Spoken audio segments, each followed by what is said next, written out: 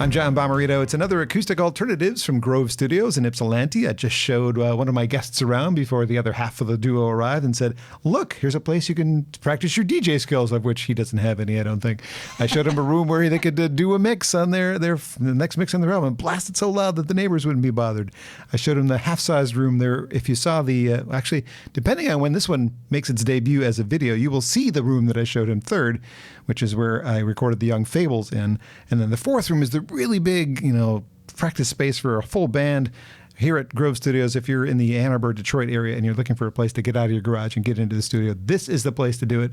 They've been very supportive of what I've been doing for 3 years after I lost my radio gig. So thanks to Grove Studios and the team there for making it possible for me to welcome people to the studio here in Ypsilanti. It's Pete and Crystal Demore, based in Houston at one point, but Louisiana these days. They are extraordinary people who call themselves Ordinary Elephant. Welcome. Thank you. Thanks for having us. So good to have you find your way to this weird spot in Ypsilanti near some railroad tracks and industrial buildings. That's all right. My dad worked for the railroad, so I'm used to it. Did you just jump on a train instead of taking the train? No. Yeah, we just had one that we parked in the driveway. That's how I got to school. A train? That's cool. Mm-hmm. Oh, well, you must feel real comfortable here. We're going to dig into your lives and your career, but I think it would be nice if we heard a song to start off. Sure. What song would you like to do? We'll do a song called I Come From, which is one that I wrote for my mom. Very nice. Ordinary Elephant on Acoustic Alternatives.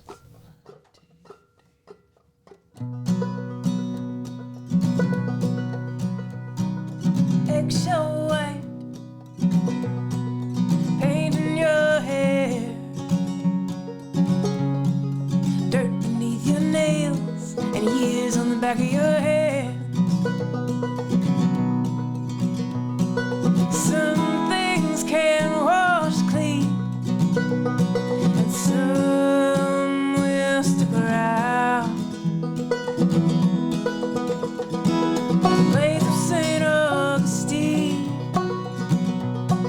scattered across the driveway. Still feels like Sunday when I hear a Cajun band. Every chamber of my heart bears a mark of what I come from. Sometimes our world falls apart, but I guess that's what it takes to find the part that cannot break.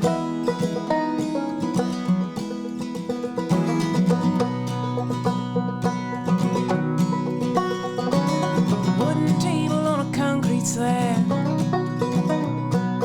fish are red and crabs are blue. Every 5-gallon bucket carries a piece of you. Some things can wash clean, and some will stick around.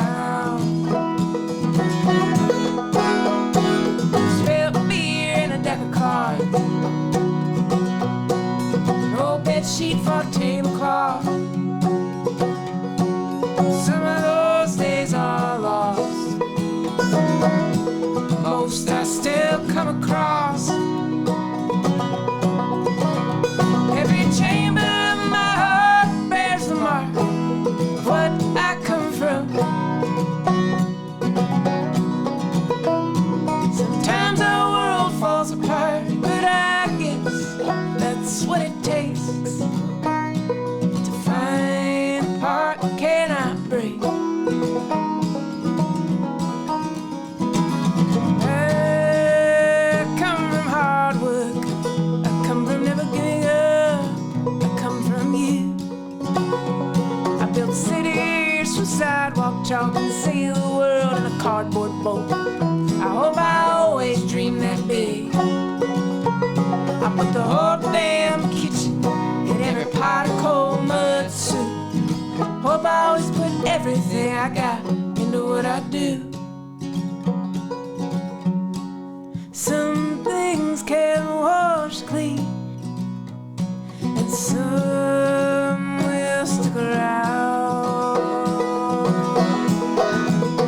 Every chamber of my heart bears a mark of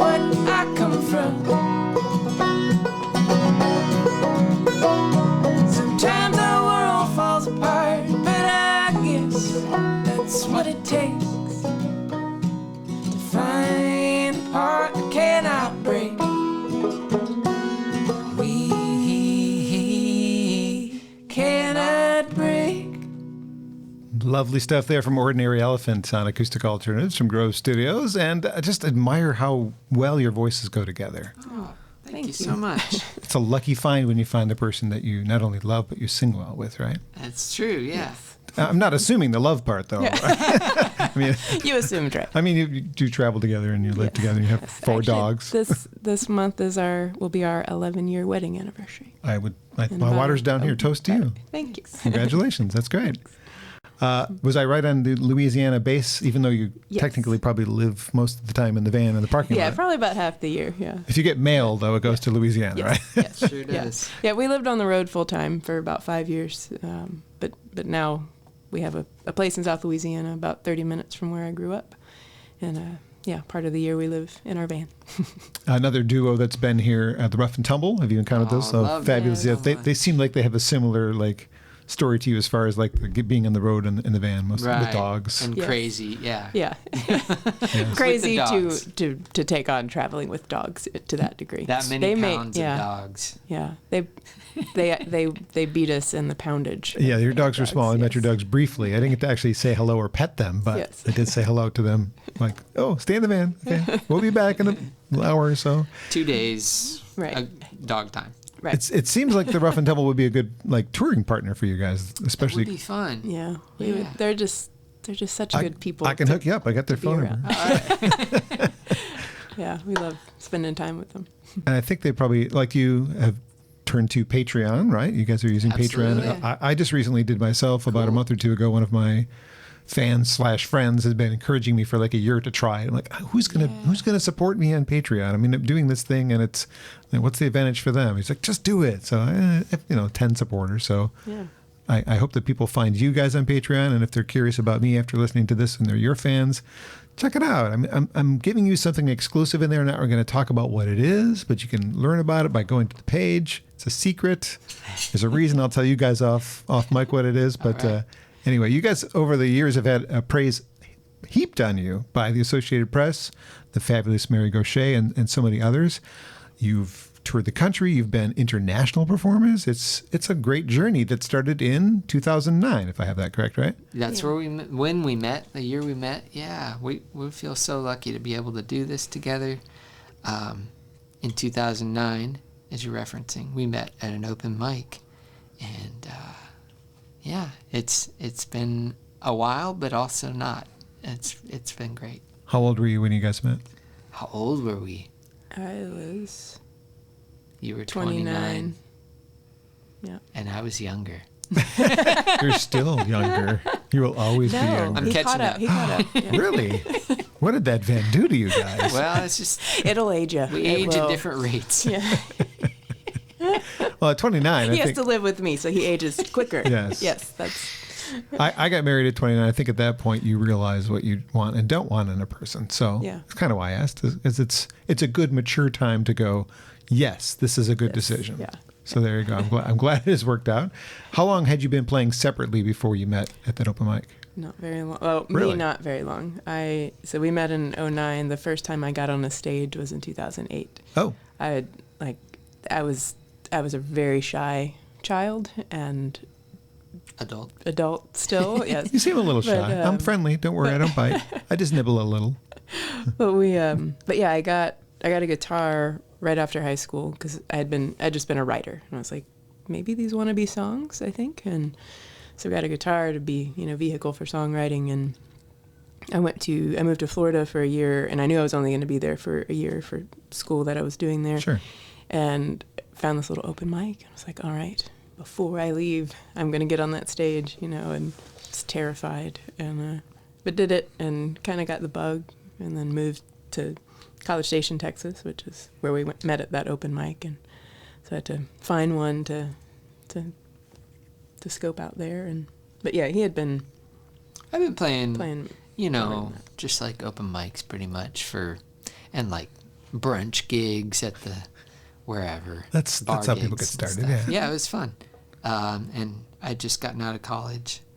But so I don't know, 3 or 4 years, something like that. So the first album, which I'll show to the camera over here, there's nothing from either of you before this, no solo releases that I could track down if I wanted to really delve into the Ordinary Elephant catalog.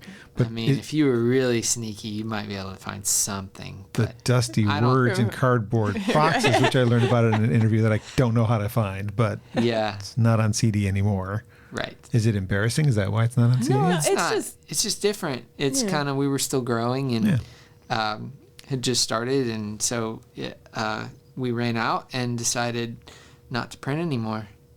Once we sold out, we were like, well, it didn't feel like who we are anymore. Yeah. Fair enough. Yeah.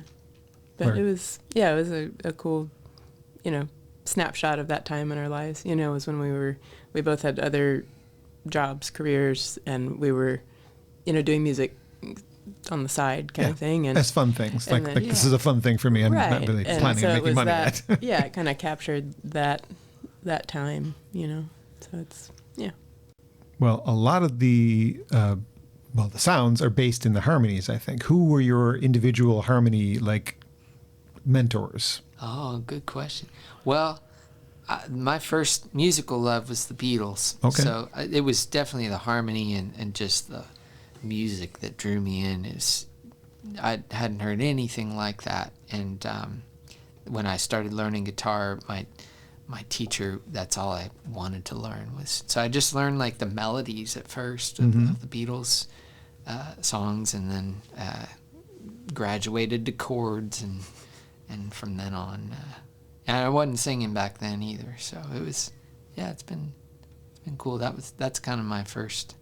And he's way more the harmony finder of the two of us. He's got the ear for that. You just take the lead and let him follow. Yeah, pretty much. Was there an Indigo Girls or a Simon & Garfunkel in your background that makes you go, oh, I want to sing? I mean, I love harmony, listening to it, but it just isn't something that I guess I came at it more from a writing, from the word standpoint. And so it was, how can I get this across, and singing and playing turned into that. But I didn't come at it from the musical side. But I mean, today, I guess, Gillian and Dave are, that makes sense. Milk Carton Kids, the harmonies were, especially with them, it's hard to know who is who, kind of thing. And that's, it's kind of a more, I guess, not so much influence as have come to it from starting to do it. Is what it feels like for me. Yeah. I'm gonna recommend another previous guest to you guys, Francis Luca Cord, another duo. Gosh, okay. Yeah, there you go. Harmonies are yes. Incredible. I don't even know how you do that like that. When you're not family. I mean, family harmonies usually that tight. Yeah. That's some good harmonies there too.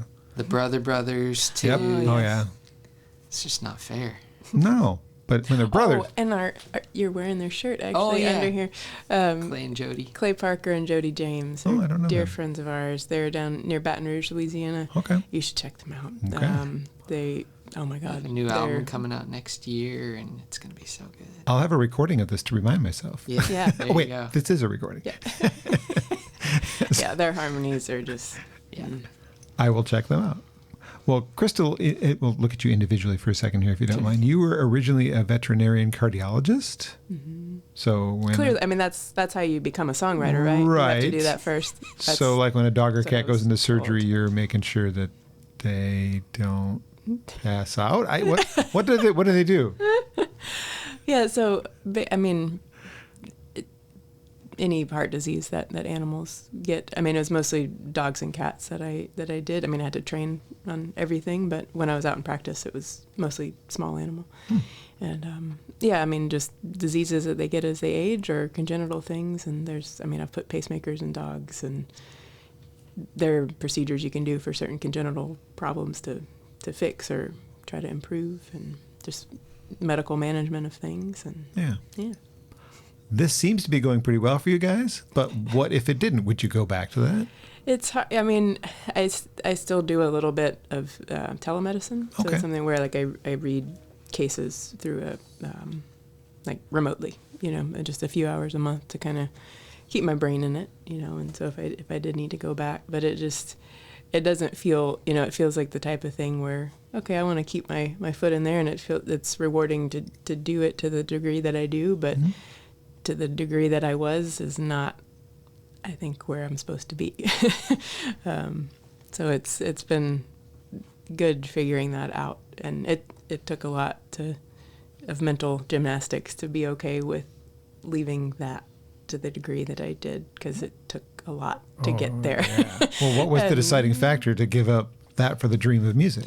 Yeah, and that's the thing. I guess it wasn't really for that. I mean, it was when we first started traveling, it was just a lifestyle change. We're like, hey, we're gonna, like, people live in RVs full time. Like, oh my gosh, we have to do this, right? And why not? We found out about that, and it was all, I think, at the same time that I was realizing that it maybe wasn't where I was meant to be. Like, it wasn't mentally sustainable for me. Just, maybe it was just where I was in my life and that particular practice I was at, just the combination of things. But it just wasn't where I was supposed to be. Other than a shy kid, what kind of things did you do when you were 10, 12, 15? I rode around I had a little go-kart. Ooh. And I remember getting that for Christmas one year, and it was really cute. My parents made this little fake driver's license and laminate. Remember contact paper? Oh, yeah. It was the at-home lamination. Yeah. It was super flimsy, but they typed it out and had my little picture on there, and that they gave me that as the Christmas gift, and it was and then the go-kart was outside. That's cool. Yeah, I would drive I had a little dog named Rusty, and we would ride around on there or on my bike. Did you have a flag that? Oh yeah, there was a big flag. Are you learning things about your wife? I am, yeah. I didn't know about the driver's license at 10. I like it. I like when I can pull something new out. Yeah. That's always good. Yeah, a lot of time, I spent a lot of time by myself. I was an only child, and so it was a lot of just being outside and exploring, Turtles. making up things. Yeah. Sure. Cats. Yeah. Well, on the blog that you're maintaining for the duo, you have a portion of something that you wrote when you were 16, and it is a really impressive, really good writing. I mean, for a 16-year-old young lady, it was like, wow. I'd venture to guess that you were probably a pretty good student based on that. Yeah. Get into vet school, I guess you have to have pretty good grades too. You do. And yeah, I have perfectionist tendencies, but I come by honestly. My my parents can be that way, but yeah. So just always trying to get A's and do have all the right answers, which I've learned is just a silly goal to have to try to. It's good things. Yeah. Where did guitar figure into all of that as a young Crystal? Yeah, I mean, I played piano growing up and flute in middle school band, but I didn't really take to it as a writing thing until right after high school. I was like, oh, I'm gonna get a guitar, and just kind of taught myself, learned from friends, and it was again just a vehicle for songwriting for me. It didn't, whereas he came at it from lessons and learning about the theory and all the musicality of it. That more has come later, and still something I'm a journey I'm trying to take on, is to learn more about what the instrument can do more than just support. We'll ask Pete about his life, but how about another song before we do that? Sure, yeah. What song would you like to do next? Do you want to do Relic, or do you want to do Relic's Yeah. good. Switching instruments. Yeah, switching instruments. Introduce the song while he's doing that. Yeah. Give people something to listen to. Yeah, this is so the previous song we did is on our most recent album, which isn't so recent anymore. I'm going to hold it up to the camera as well. Yeah, it's from Honest. And we have a new album that we're working on. Whee! And this song will be on it. Yay, I got a preview. Thank you for that. And it's a little bit different tuning, so I'm just going to fix that.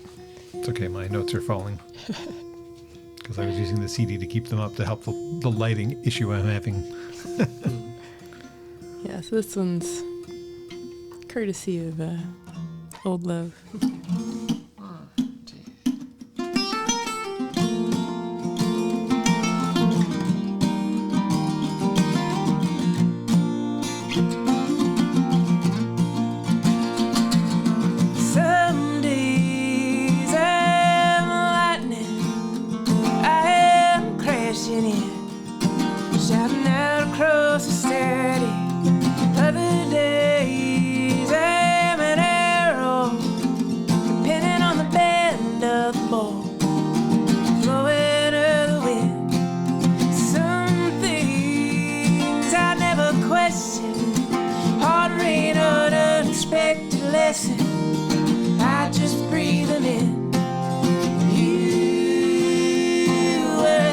summer storm. Right out of nowhere, when the light hits your eyes just right, I see a relic of the rain that brought us here.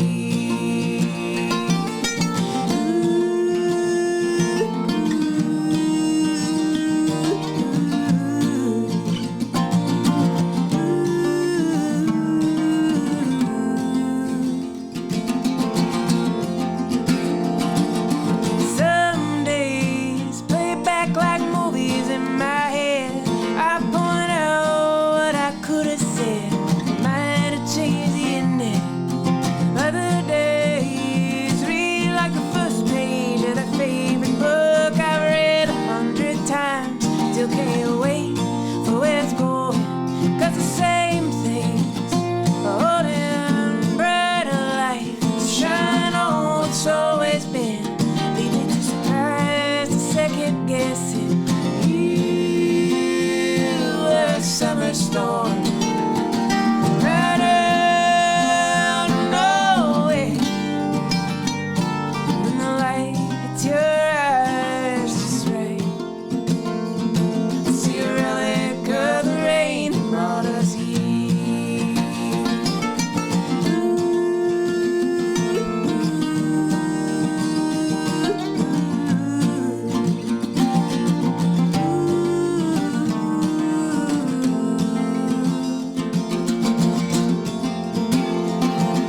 This morning in the sleepy kitchen, the sunlight was dancing. I was lost in my head in a crowd of everyone I've never been. And your laugh cracked a smile across the quiet.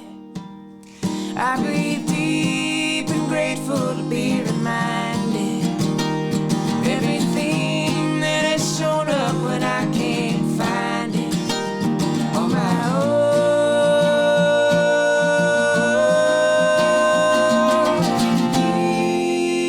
You were a summer storm. Right out of nowhere, when the light hits your eyes just right, I see a relic of the rain that brought us here.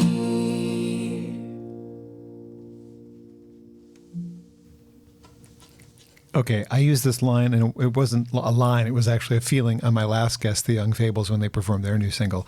That makes me wish I still had a radio show so I could play that on the radio. That's really good. Thank you. Thank you. That's all you. I didn't do that. Relics, right? Relic of the Rain. Relic of the Rain. Okay, well, Yeah, we just usually use single word things when referring to it. That's that's what I good. said. That's okay. I Oh, will. really? I will. I Earlier. will. In the notes for the podcast, both on the video and the audio, I will title it correctly, and I will direct people to your website where they can find out more about you and your. I'll probably try and put your Patreon page on there. Like I need to put mine on there because if I want any more supporters, that's the only way I'm going to get them. I'm also going to put my friends at Grove Studio on that little notepad because that, again, this is a place that without this, I would have been an ex-radio guy who doesn't get to do this anymore. If they hadn't approached me and said, hey, we want you to come do a podcast in our studio, come check it out. No. Who needs another music podcast? I said. And they said, no, just come on, just do it. So I invited my local friend, Chris Dupont, who lives in Ypsilanti, who was getting ready to release a new album. And I remembered how much I loved doing it. So Grove Studios, thanks for that. Thanks for having a podcast studio and a place for folks around here to practice and look them up online. And we're going to continue with this chat with our friends in Ordinary Elephant, Pete and Crystal Demore. It is Demore, right? Yeah, I mean, great. I'm Italian. I might want to say You Demore. did that. Yeah. Favorito. Demore. That's Demore. And you know he's Italian. That's right. Well, I mean, you know, I do my research. There you go. You grew up in Austin? I did, yeah, Austin, Texas. That is a music town, if I have ever heard of a music town. Well, that they put up this sign that says it's the live music capital of the world back when I was a kid. And I guess that means it is. Who were your favorite acts to go see live when you were a kid? Oh, when I was a kid, like I said, I was into the Beatles, so it was tough to see them. Yeah, I never got to see him either. In high school, I was kind of into like grunge rock, so I would mostly see groups that came through town. Not a whole lot of local people until more recently. So you missed out. Wasn't Lyle from there? Lyle Lovett? Lyle, Is he from Austin? He did a lot in Houston, Okay. as far as I know. I'm trying to think of who I know that's actually from Austin. Well, Darden Smith, maybe? Is he from there? I think that might be true. Yeah, I mean, that's shoot. I'm now on the drawing a spot. blank. I'm sorry. and, Well, James like, McMurtry does McMurtry's his there, and residency at Continental Club. yeah, he plays every week. Bob Schneider, is he from there? Bob Schneider's from I've there. met Bob a couple times, yeah. Cool. Yeah, I was into Bob. Yeah, we used to cover a Bob Schneider song Not before I met yeah. Crystal, which is always fun. Yeah, there's just so many amazing artists in Austin nowadays. Well, what were you like as a kid? Would I have liked you? Yeah, of course. I mean, What did you do? I played video games. Okay. Like every good kid in the 90s. Yeah. Listen to your Nirvana and your Soundgarden. Yeah, all that. I did all that. Nothing too interesting, but Guitar came along at some point. guitar at 6th grade, and I love that. And I feel really lucky to have had someone to kind of pull me along against the addiction of the video games and make me, stick with it, because it's a much deeper love for me, and so I'm so thankful to be able to do it right now.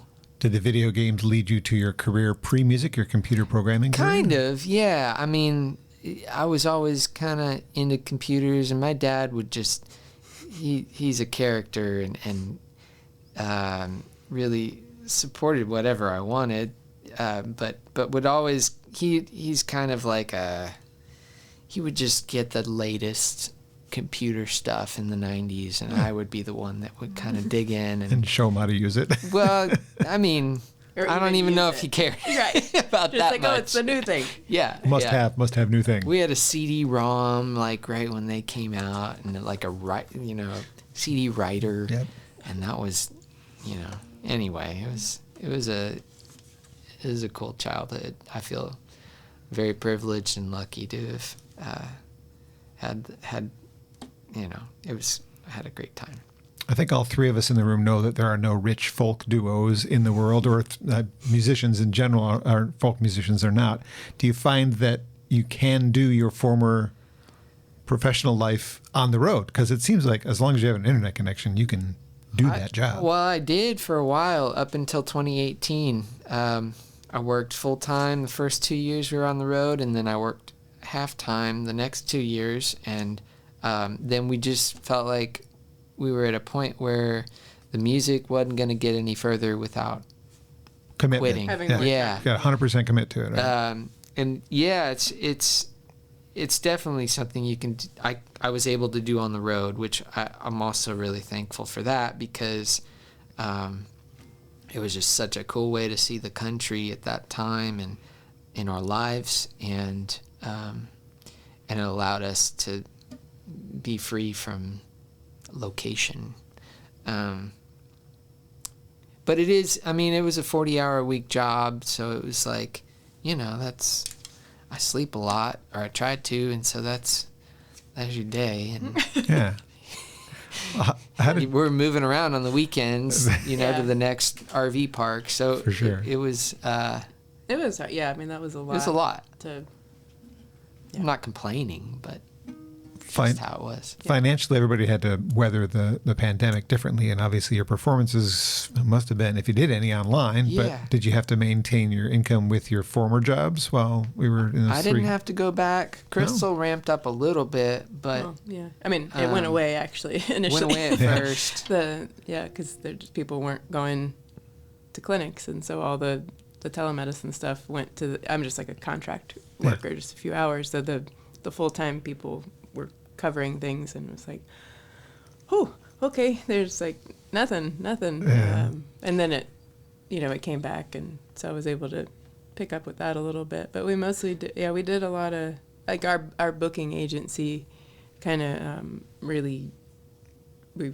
feel very, so we got a booking agent right before the pandemic. Oh. And that felt, Like, I don't know what we'd be if we would be here right now if it wasn't for that. Like, if we would have felt like we could keep doing it. Gotta You give know, up, that yeah. just made us feel like, okay, you're artists, and this, like, we're all like, how are we going to get through this together? And we'd have these weekly Zoom meetings with, you know, and it was just, it felt like this little. And they book anchor. shows, virtual shows for us, like partnering with venues, and that's actually how we kind of like established a relationship. Well, no, we played the Arc. It's you did one for the Arc. We did, but we show, yeah. we did a virtual show, and then we did like a show in 2019, and that's how we met Jim Fleming, Yeah. our first agent that brought us on.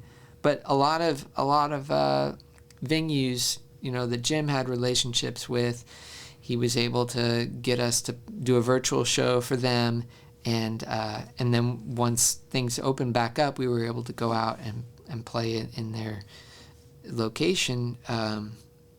So yeah, that, and then Patreon was the other thing that we had accidentally started one like a year or two before that, because they were like increasing their rates. So it's like, oh, if you start a page now, you'll be grandfathered into whatever their old finding. I didn't even know if it was better. It was just like, all right, let's just do it. And then we didn't think it was like, we thought it was just like, okay, it's not live yet.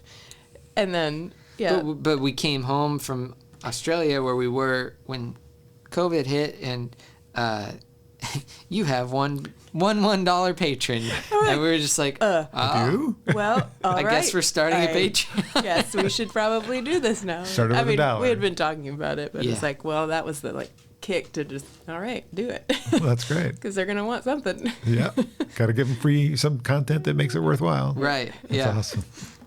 Well, your nomadic lifestyle that is described in many of your online interviews makes me wonder why. I mean, I'm glad you have physical products, because I still prefer this over trying to find it on whatever website it's going to be on to listen to or stream, because I don't like streaming. I like reading the liner notes, reading the lyrics, which we're going to get to that in a minute. But why? It seems odd for people who are living I can live in just my van, and I don't really need a house to put stuff out. Is it it's for me, Physical? right? Yeah. Well, I mean, not me personally, but Yeah, fans. and I mean, we like that too. Like I feel like, especially you. yes, I feel like since the rise of digital stuff, I don't listen to music as much because it feels overwhelming. I have I have a ton of digital music. I don't know what I have. Disorienting. I can see know? this. Yeah. I know I have it. Right. I want to listen to this thing. Yeah, now. right. And even, I mean, you can obviously pick albums on, Of course you can. you know, on all the streaming stuff, but it just feels like they're just endless amounts, and it's just, you realize all that you're not going to listen to, and it's like, well, I'm just not gonna listen. It can be. It's hard to go through things. Yeah. A lot for me. I think like also the way it's organized is not, you don't have any control over it, and so you go to like listen to something, and you're like, all right, I guess I'll listen to the thing I listened to the other day, and I don't know what else I have. Yeah, it is. Like we you said, it's did get a overwhelming. CD player recently. We did. Awesome. Yeah. Yeah. Because our other one died. That gives me hope. But- That means the next record's going to be on CD, isn't it? Oh yeah. Oh yes. Thank you. Yeah. No. Yeah. We I think they're gonna come back just like vinyl. I agree. And I only hope so because I have so many of them. You retire on those CDs. Certificates of deposits or compact discs, you decide. I have one or the other. So we touched on this earlier, but just like I had already noticed this before you mentioned how important lyrics were to you. They seem very integral to what you're doing. You're saying important things in your songs. And even before I dug into your longer bio on your website, I let myself be moved by a few examples of your lyrics while I was reviewing the CDs. And I'm going to give some examples, which you already know these lyrics because, well, they're yours, but my viewers and listeners might not. So Scars We Keep was the first one that really grabbed me. I was born to be a bigot, but that don't mean that I am one. And in that same song, how can I keep my mind open if my eyes are closed? Wow, is all I'll have to say on that. Incredible work. Jenny and James, it was a work of art that got stronger under fire, got judged for being what it was. It was worth the fight. Another powerful song people need to delve into and dig into what that's all about. And then The War got me as well. You take me once a week to walk that wall that does not bear your name. Ouch. Relive the war, relive the return to the girl who never took your name. Ouch. Again, ouch. Well written, though. So how much time does it take you to pull that out of yourself? It's variable. Yeah, I mean, I guess how I've written has changed over time. To, like you had mentioned Mary Gaucher earlier. She's a friend of ours now, but a big inspiration and mentor of ours. And just how I've gone to a few of her songwriting workshops, and just how she approaches writing has changed the way I've approached writing, and just trying to let everything out, for like to not edit too soon, which is very much what I would be my tendency always, And most people. And it's like your self-critic is just like right there, wanting to, like, no, that's dumb, don't write that down, like don't. And you buy all these fancy notebooks and like, well, I can't put this gibberish down in there, it's like it's got to be this perfect line, and that's not how you get to the good stuff if you try to just stop it, So just learning to be okay with letting everything out, no matter, and that no one has to see it. That initial stuff, it doesn't, like, that's the only way you're going to get to the good stuff, is if you get all the crap out first, or whatever it is. It just lets you explore and associate with whatever's in there, So that has helped me, and we do every morning we do a writing exercise called object writing, where you kind of write it, like you take a word, microphone or cup or guitar, whatever, and you write about it for 10 minutes in like a stream of consciousness kind of way, like no punctuation. You're just writing, and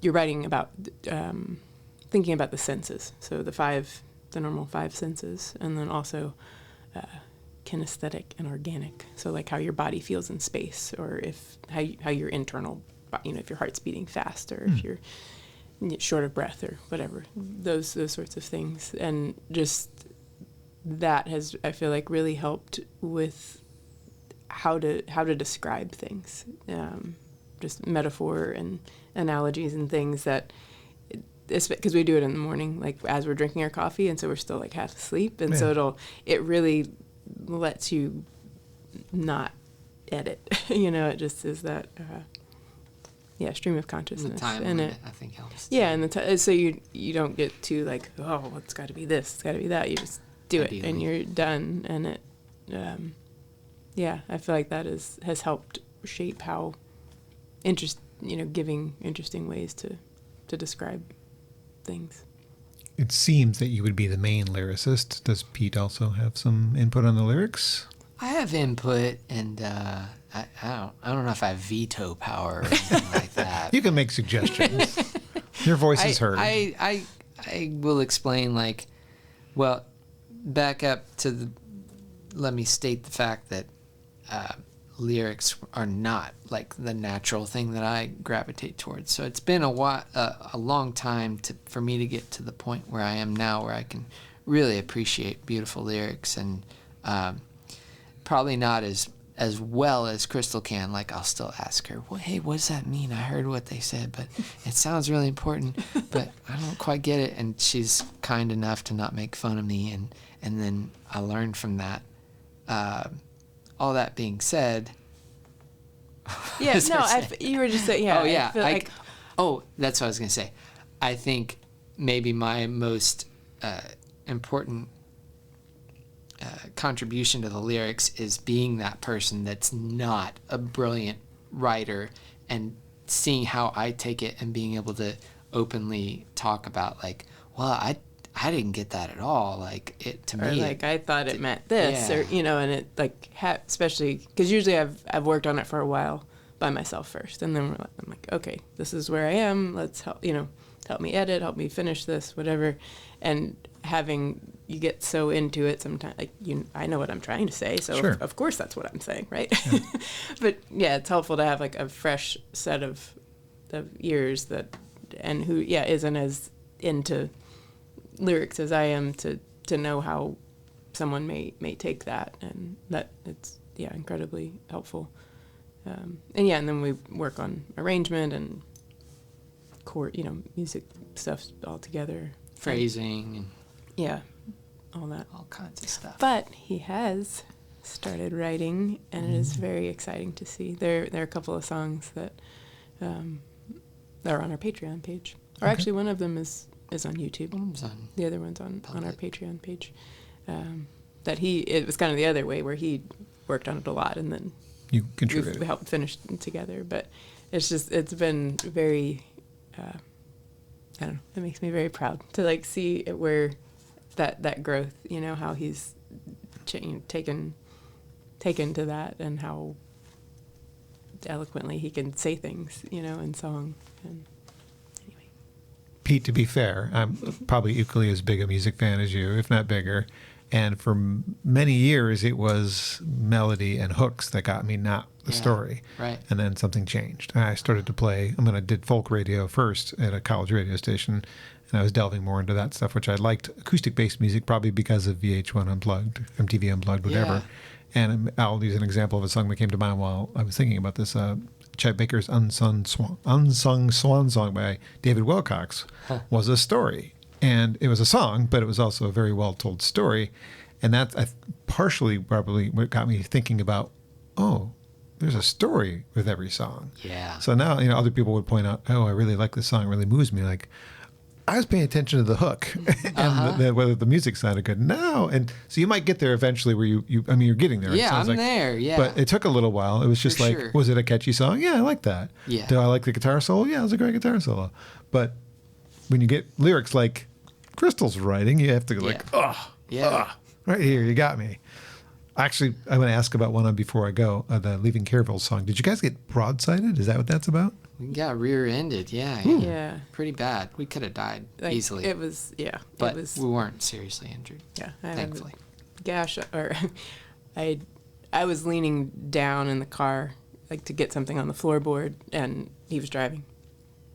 And the car, we were in like a little Honda Fit, and this big Ford F-250 just didn't stop. We were stopped waiting to turn left, and so there was oncoming traffic. That's big. And so it shoved us across that lane and into the ditch on the other side. And so had it shoved us, Sooner 2 seconds before, then that we wouldn't be here. Sorry to bring that up again. No, it's like we're so grateful. Like we had we were set to close on our house the next day. It was Memorial Day weekend. Like we were selling our house in Houston. That's when we decided to live on the road full time. It was because the road is so safe. Day, right. right. But the closing day was the next day, but it really made us like, we're like, this is what we're supposed to be doing, because that could have been over, and it could be over any time. So let's do the things that we want to do before it's too late. Yeah. Well, that's obviously a song written about a personal experience. I don't think the ones that I mentioned maybe they were about personal experiences. No, and that's the thing. Not all of them are. I like taking on other voices. Where does that inspiration come from? Who are you getting those ideas from? The muse? Just wanting to, just being, moved by something and wanting to convey that, but trying to tell it from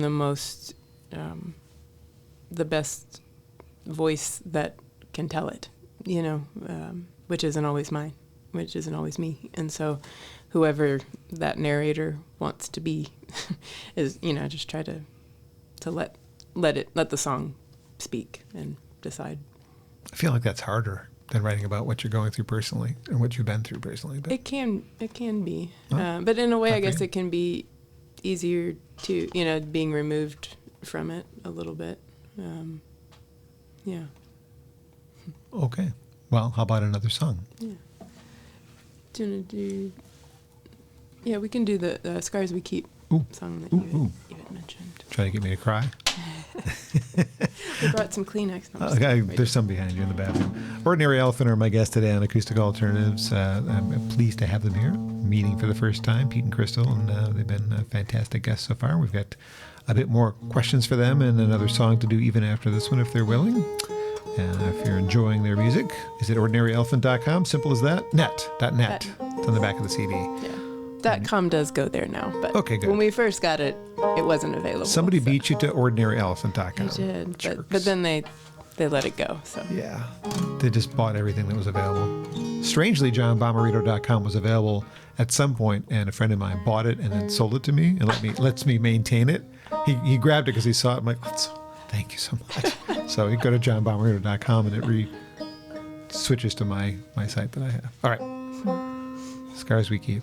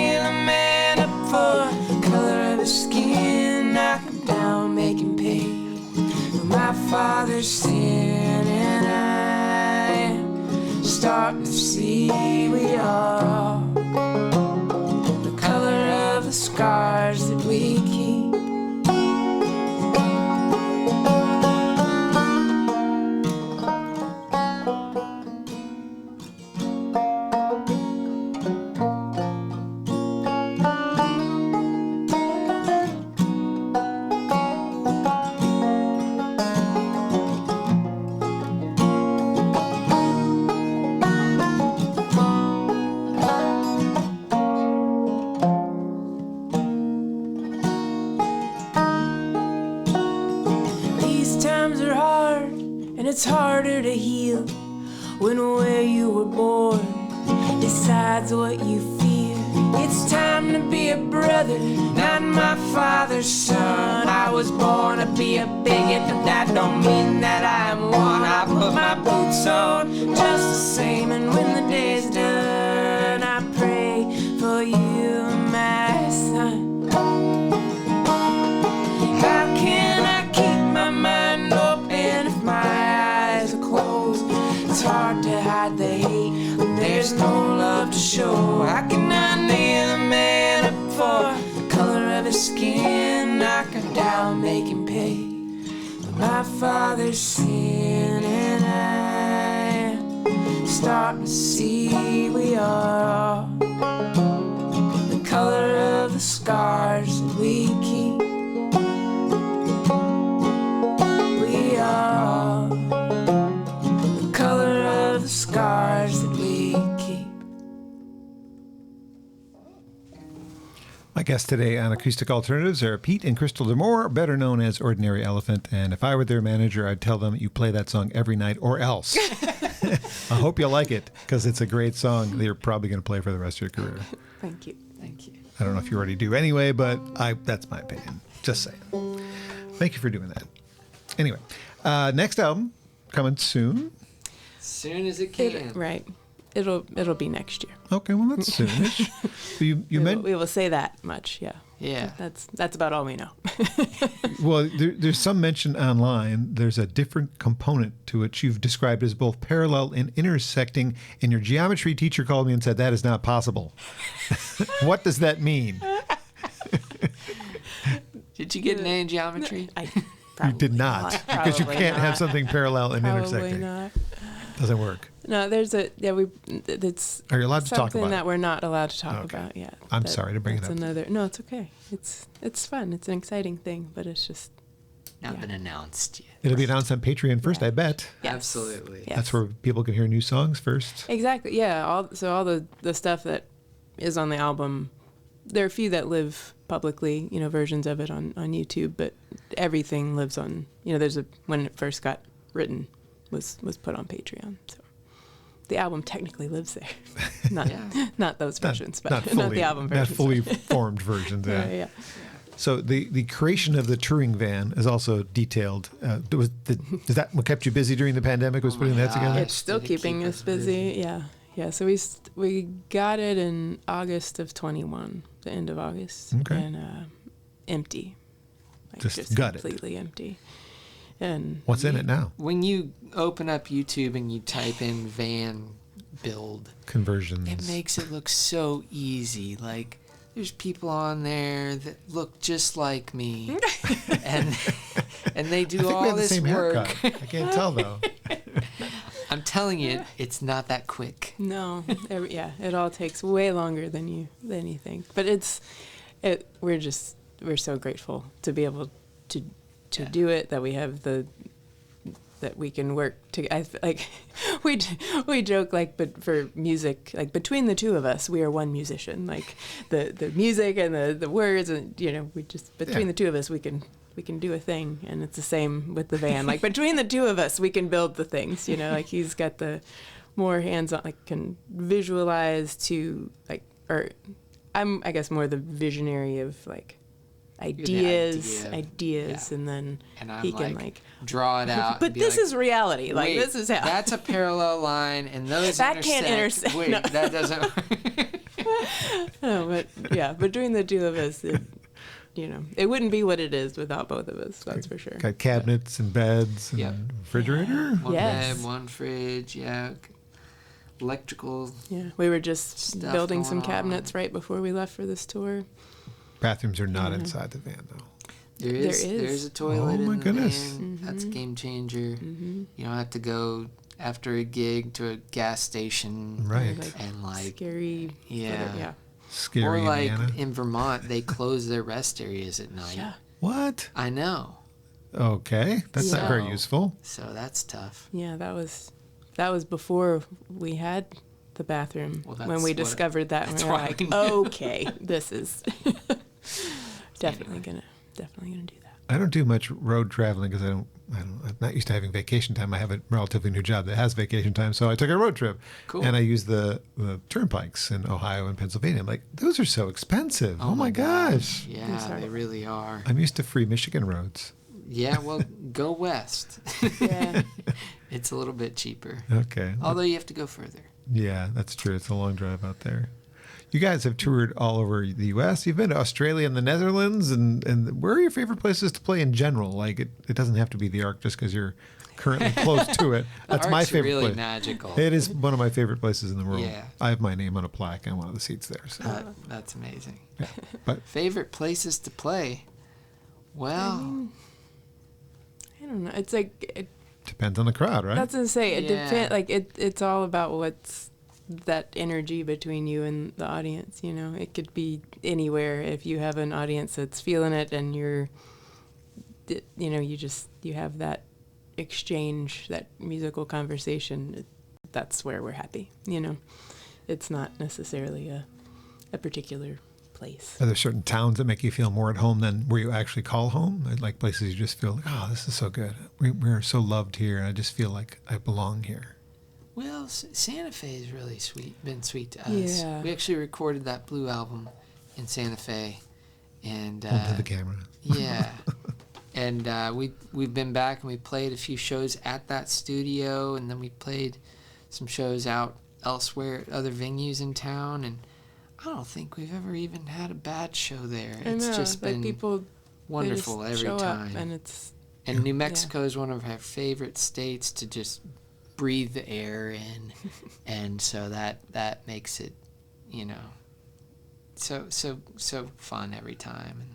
And I don't know where else. in Texas. I mean, Yeah. because Houston was where we got Yeah. where we came up with the name. Ordinary Elephant, and yeah. We did your So first that always gigs, probably. goes- Sure, yeah. Everywhere else, I think every musician starts in a local scene, right? Yeah, Right. yeah. And Houston still continues to be great to us, and we just have some great friends there, and it's just been a great spot. Texas, Austin too. And there's such a Kerrville Folk Festival. There's a real appreciation for original music in Texas generally, I would say, and so we've been the beneficiary of that. At Kerrville, like, everyone is a songwriter, so they really appreciate a good song. That's cool. Yeah. Very good. Well, I see also in my research that Spotify was integral to your audience expanding. How about the insignificant income that they provide, though? I mean, that has to figure into what you're doing, too. I Yeah. know that they grew your audience, but Right, yeah. you'd probably make a little bit more money when A you little sell bit one more. of these. Some friends of ours called Flagship Romance. They're a duo that Heard of them. really amazing. They sell a shirt that we just ran across them and saw their show, and the shirt says this shirt is worth 5,500 streams, and it costs $22, and that's how many streams you would have, or how many album streams I think it is. So Yeah, it's like not just a song. 10 times 5,500. Yeah. That's my memory.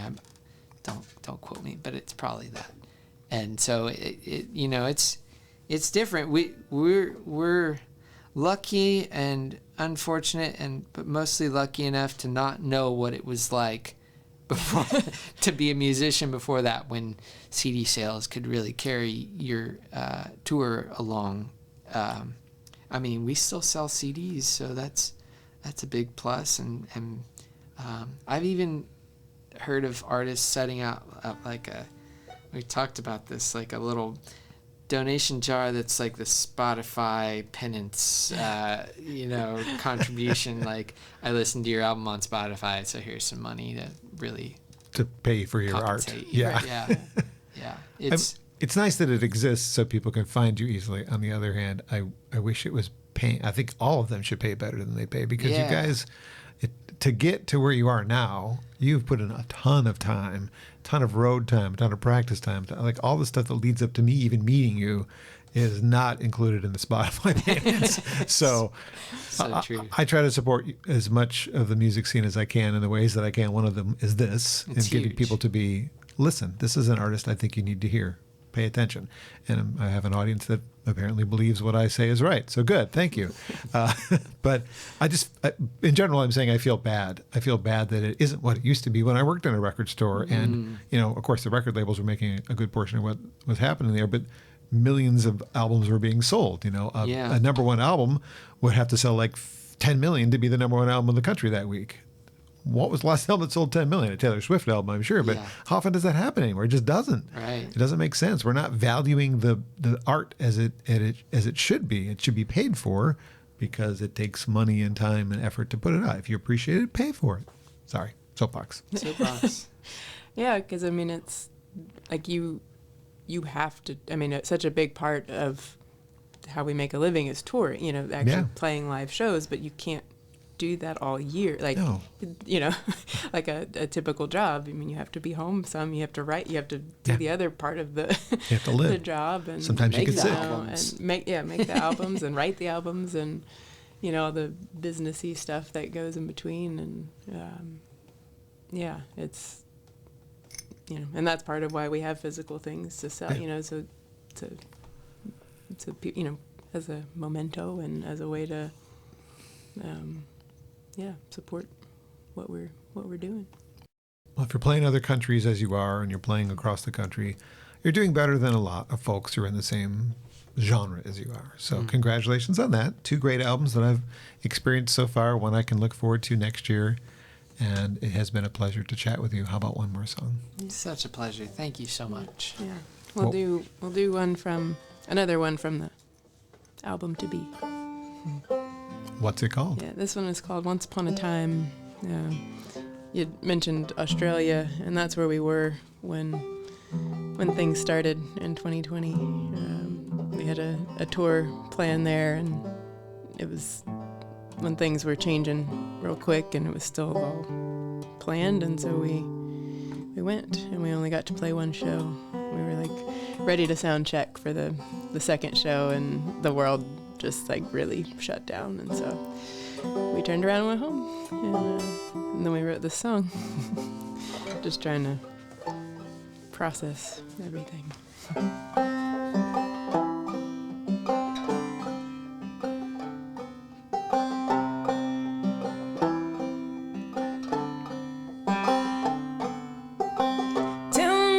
Story again, darling. The one where we all end up alright. Tell me that story again, darling. Wasn't it true once upon a time? Wasn't it true once upon a time? Keeping up with the laundry. You keep keeping up with the car. I guess things aren't really changing here. Sure feels like they are. Sure feels like they are. Got good dogs, we got a good porch. Got eyes to see, we've got a good view.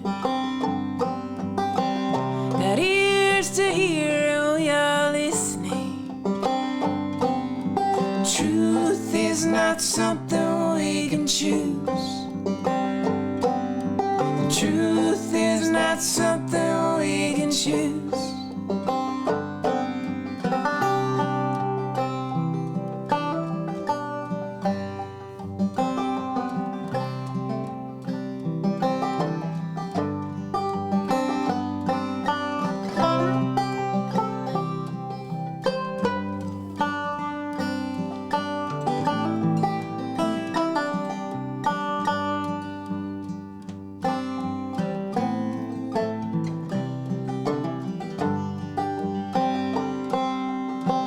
Tell me that story again, darling.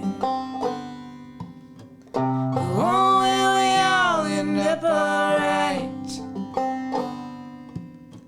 Tell me that story again, darling. Wasn't it true once upon a time?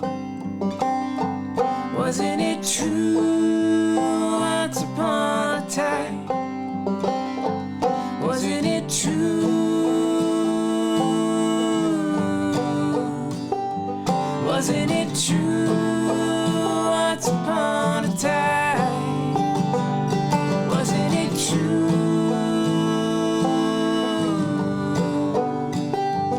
Wasn't it true once upon a time? Wasn't it true? Tell me that story again, darling. Wasn't it true? Tell me that story again, darling. Wasn't it true? Tell me that story again, darling. Wasn't it true? Tell me that story again, darling. Wasn't it true?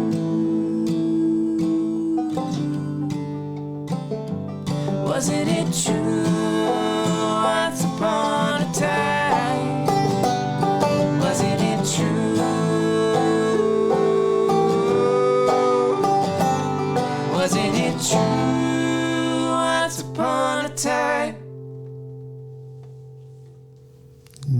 music on Acoustic Alternatives from Ordinary Elephant, Once Upon a Time. I love it. This has been really a treat.